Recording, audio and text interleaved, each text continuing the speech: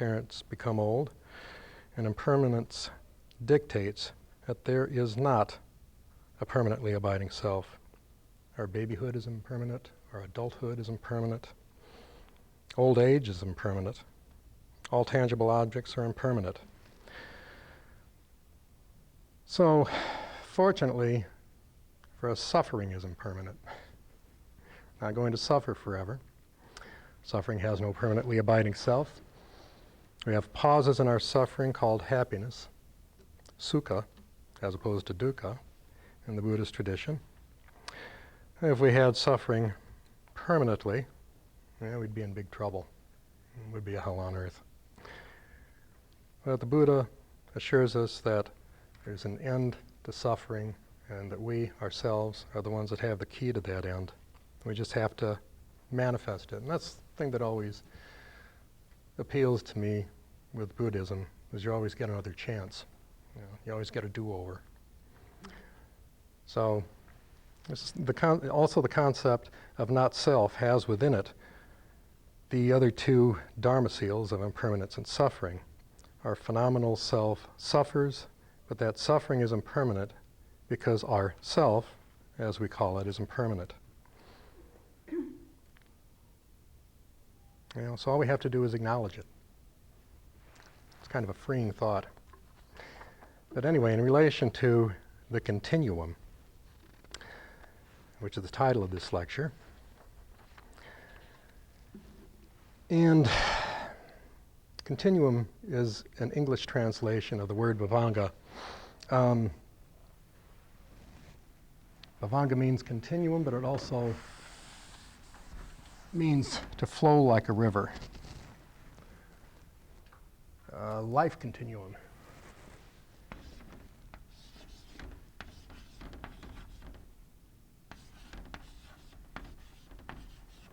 Bhavanga.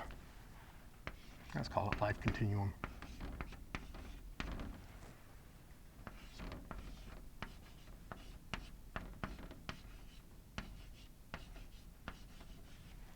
Life continuum.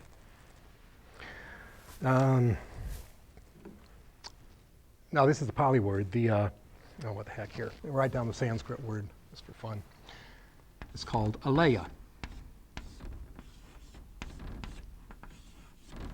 You've probably heard the term aleya consciousness.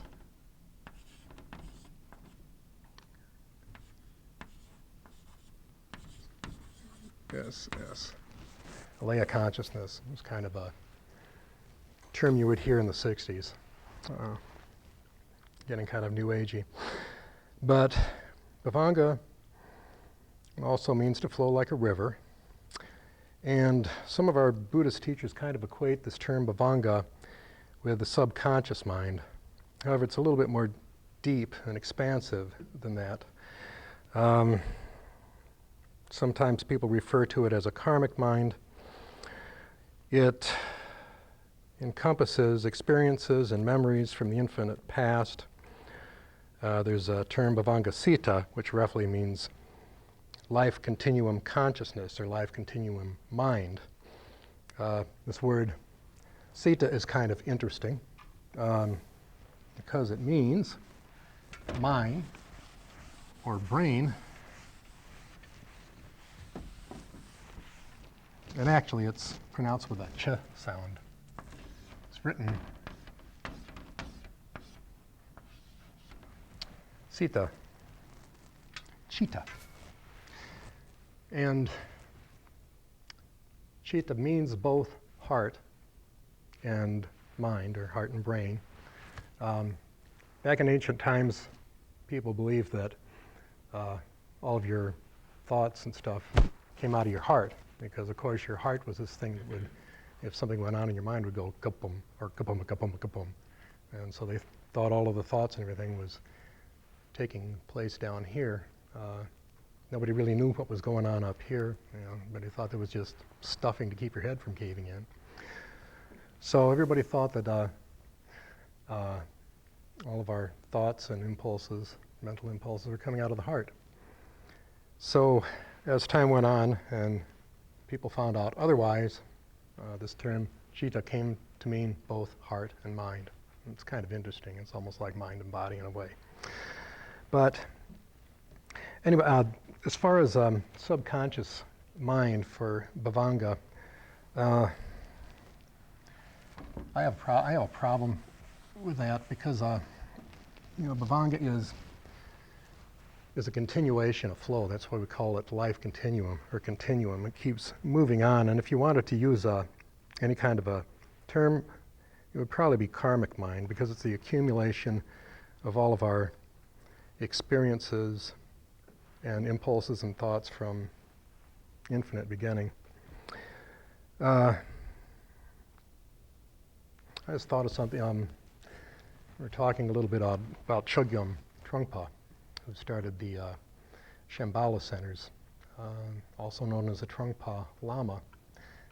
And somebody asked him once, if there isn't a spirit or a soul or a permanently abiding self that moves from one body to another, what is it that's reborn?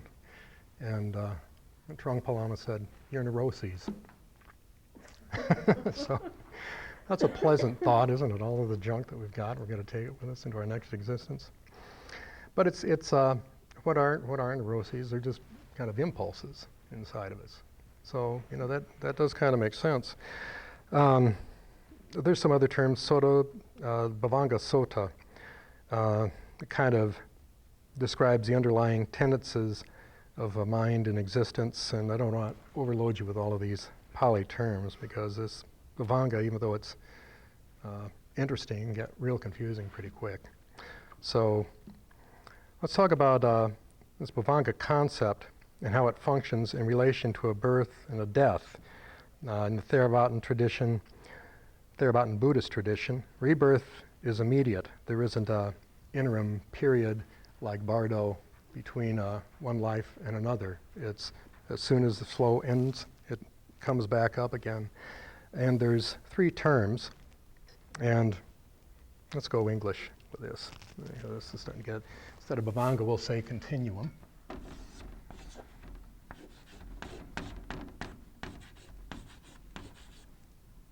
UUM. And then there's what's called Patisanta Chitta, and that's the rebirth linking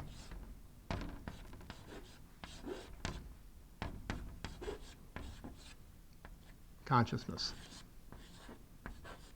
So the rebirth linking consciousness, and another one called Kati Chitta. And Kati means just what it sounds like, to cut. And it's the thing that cuts us loose from one life so that we move into the next. And let's call that the cutting. It's 2 T's. Consciousness. The cutting consciousness. So,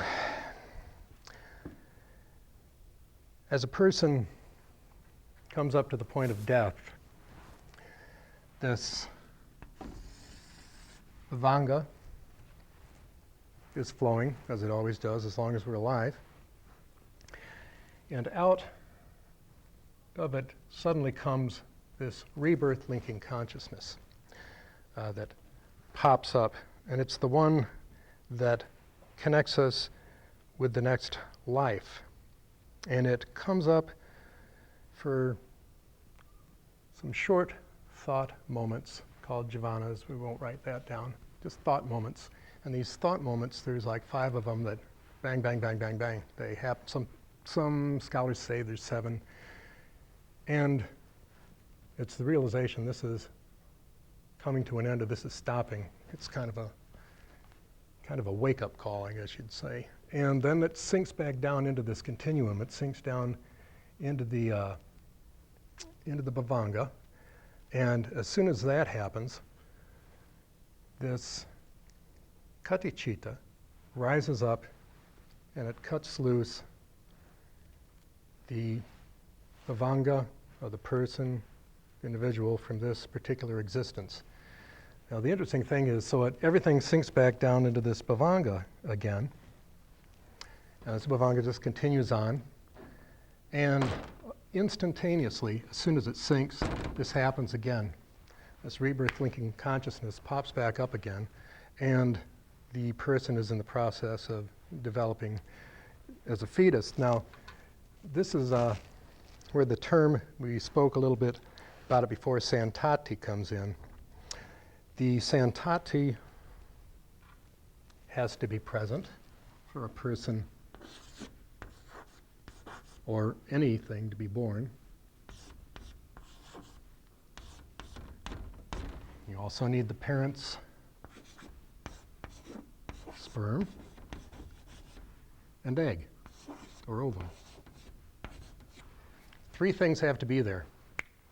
And this happens instantaneously. You know, we look at it like, you know, we break it down like this, so it's understandable. But this is a flow, and it rises and falls, life and death, life and death. So this is kind of an instantaneous thing that happens. This rebirth now in other traditions. There's this whole period of adjustment.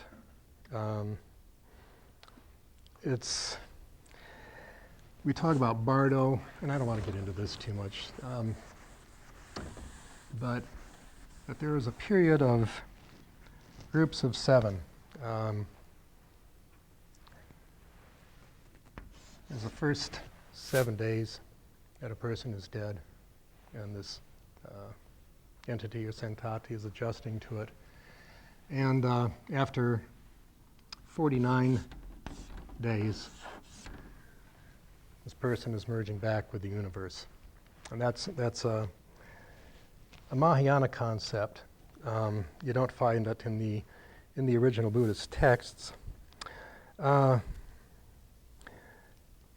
it kind of comes in from the Hindu tradition. And what's interesting is that it kind of this concept kind of developed simultaneously in Hinduism and Buddhism at the same time around the Himalayan foothills. And it's the whole Tantric Buddhism or Tantric Hinduism. This came out of that, and it's funny because Tantric practices didn't come either from Hinduism and go into Buddhism, or from Buddhism and go into Hinduism. They started out at the same time. And so that's a little anecdote. And I wanted to try to, just for a little bit, talk a little bit about meditation. It wasn't something that I was going to do in this lecture, but it kind of came up today, so I wanted to point out, and you'll see sort of a parallel here with what we're talking about today and these Buddhist meditation concepts. Now, these are the 2 major concepts. This one is called samatha, and this one is called vipassana. Okay. And if you look at the Dharma wheel, you'll see 2 things there: concentration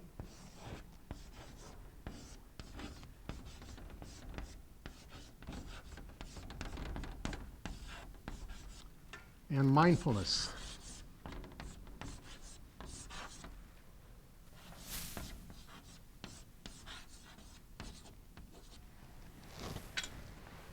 And of course, like I said, we try to take these things out into our daily life, but concentration, meditation, is basically focusing in on either your breath or on an object and trying to focus yourself down onto that object or breath. It could be a mantra.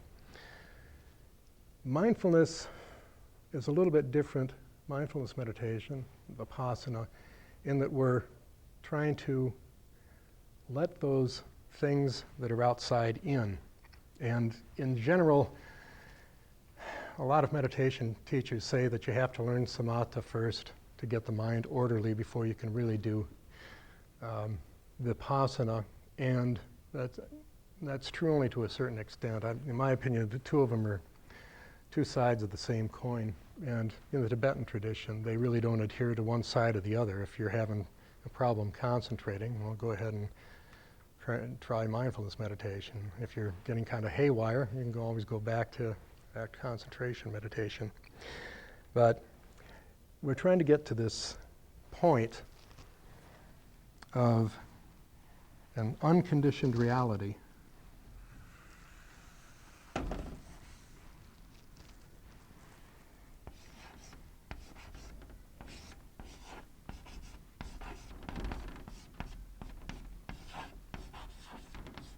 Unconditioned reality.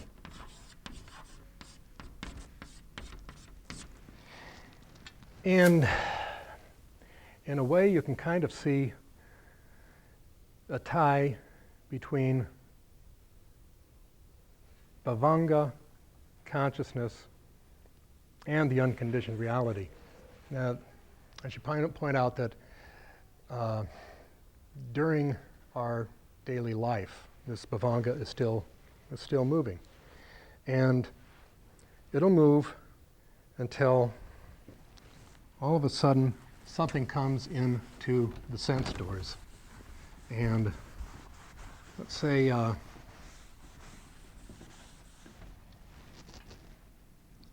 see a cat.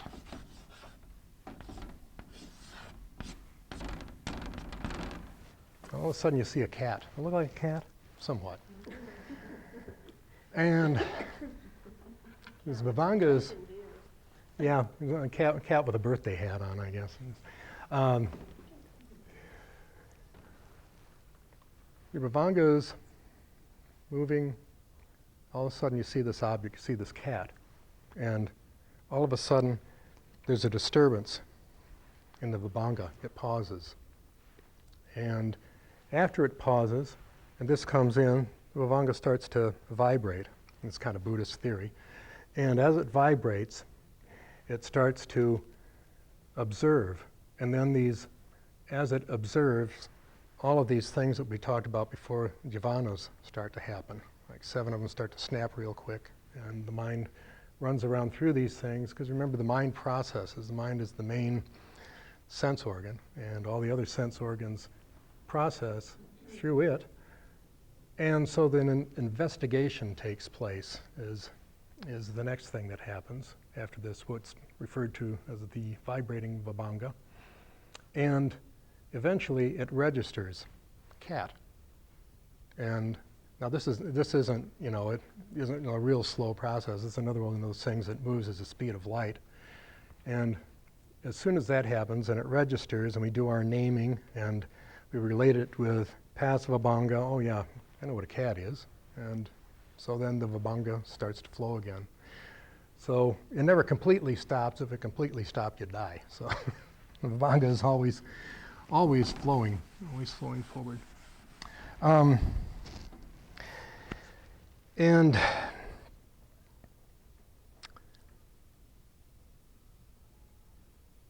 its continuation of vibhanga in this life repeats like that over and over again. And what we're trying to do with meditation is see the processes and understand the processes. And when we do, all of this mind noise that constantly goes on, like picking up things from what we see, what we hear, what we taste. That's one of the reasons we use vipassana meditation, is to address all of this stimuli that's coming into us constantly from our eyes, our ears, our nose, our tongue, our bodies, and our mind, and trying to look at it as sense data coming into us and trying to see it in its proper place rather than having it kind of drag us off into different directions, into what's called the 10 winds. 10 winds is north, south, east, west, northeast, southeast, north. west, south, east, backwards and forwards. So it was like any direction you can go, and the sense data will drag you off there. At this point, I've kind of done what I wanted to present. Are there any questions? Any thoughts on anything we've discussed? Yeah. I have a question that may or may not be adhering to any of the topics that you've discussed here, but I've read a lot of books on Buddhism, and I'm not sure what the Buddhist opinion of homosexuality is. Well, there really isn't one. The Buddha really didn't address it. In general, in Buddhism, it's something like that is just who you are. If you look at some of our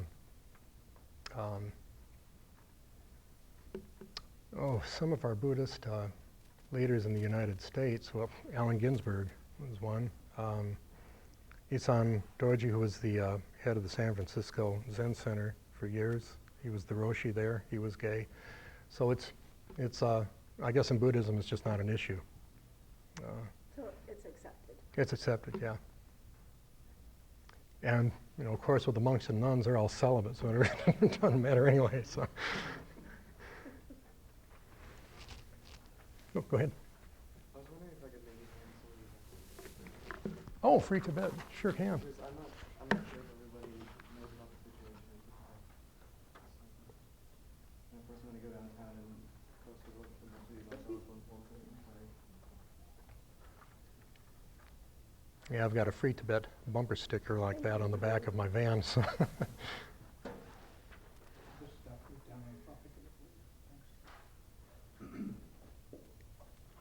Do you practice in the Tibetan tradition? Are you a Tibetan Buddhist? I don't know. I just became a Buddhist a couple months ago, so I'm still studying it. I get books on it every once in a while, and I still study it and try to apply what I learned. Mm-hmm. Go ahead. I am a devout Celtic Wiccan, and I just want to say that I think Buddhism is a wonderful belief, and I think that there is a lot that can still be learned. So I just wanted to. Yeah. Did the Wiccans have a lecture here last week or something? I have no idea if Okay. they did. I didn't hear about it. Because when I was racing the blackboard today, My there was. coven has been falling apart. We've just moved all over across the country, so we've kind of lost contact. So. Well, that happens in a lot of religious traditions. So, a lot of churches. Well, things change. Yeah. Things change in lives change. I don't really know how to ask this question. This is not really a question. Could you kind of elaborate on the doctrine of not self a little more? Because when I say that, say if you're in a conversation with someone from other faiths, it's very counterintuitive to especially Judeo-Christian religions. How would you explain that? Because it sounds like it's very obviously complicated than just saying not self or not soul. Yeah. So how would you, because it's counterintuitive to other faiths? Yeah. It's not a. Yeah, it wasn't a very good question. No. There's no such thing as a bad question. It's just bad answers. So I'll try to give you a good one. Doctrine of not self is. Let's look at it like this.